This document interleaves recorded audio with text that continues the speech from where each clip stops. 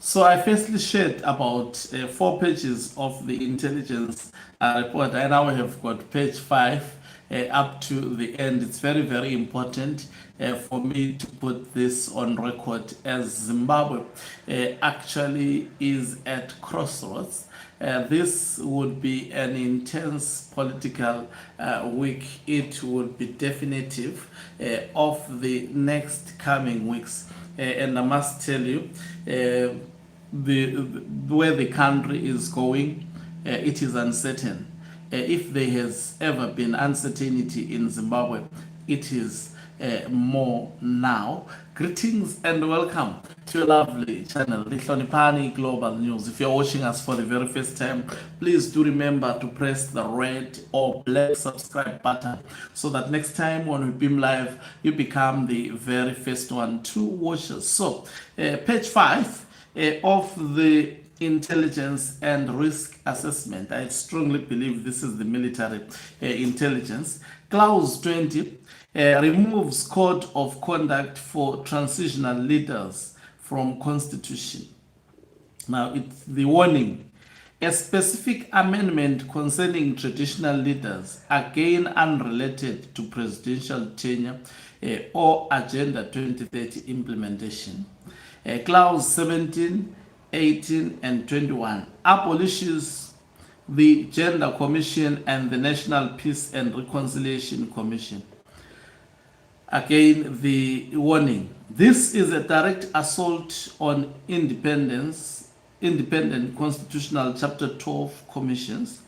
Abolishing the NPRC before its mandated work is complete is particularly egregious and would be internationally condemned. This has absolutely no connection to extending a presidential term. The Minister of Justice has substituted the party's focused directive with his own omnibus. Now it's called an omnibus bill rather than the 2030 amendment bill because it focused on so it's a code that is used. It's called an omnibus bill because it departed from extending the tenure of Emerson Mnangagwa to 2030 into also attacking the rest and mutilating the rest of the constitution. So on Omnibus Constitutional Reform Project, this is an act of overreach that dilutes the core message, creates a target-rich environment for opponents, and demonstrates a disregard for the party's decision-making authority. The inclusion of Clause 15 Defense Forces is particularly egregious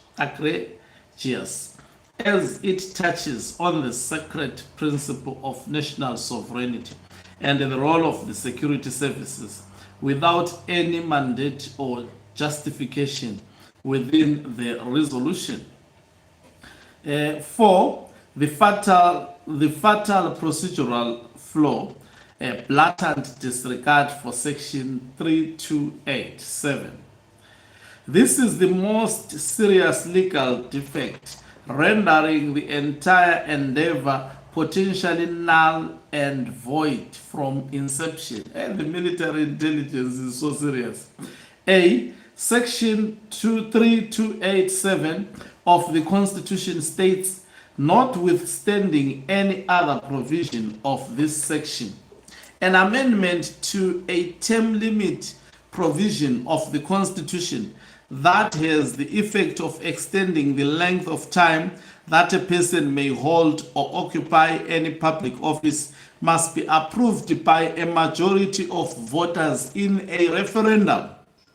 B. The draft bill's attempted bypass. Clause 3, 7, and 8 of the draft bill contained, notwithstanding Section 3287 clauses.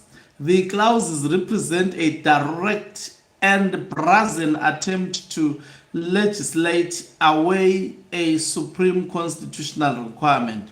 A parliamentary act cannot override the Constitution's own entrenched amendment procedure.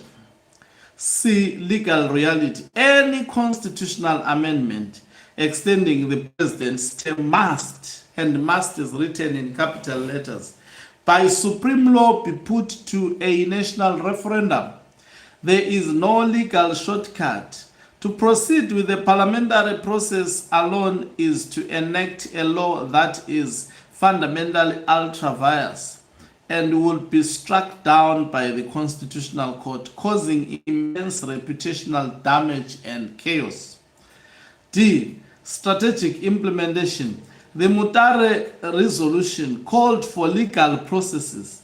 The foremost legal process for this specific change is a referendum.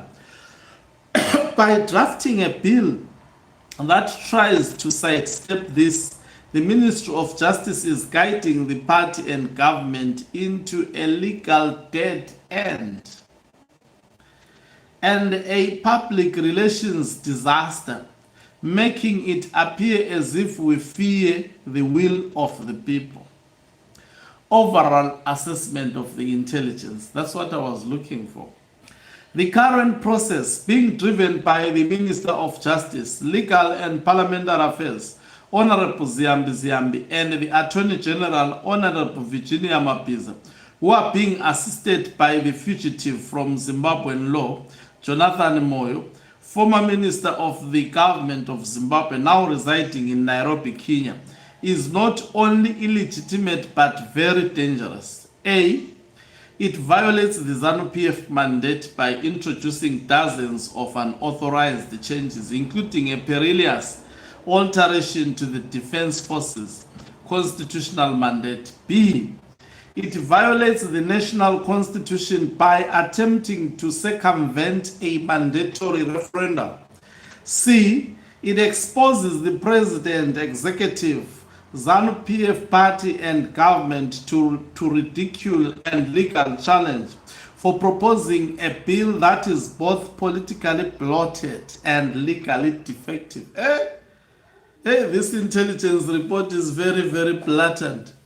Now, recommendations. It is wise and critically important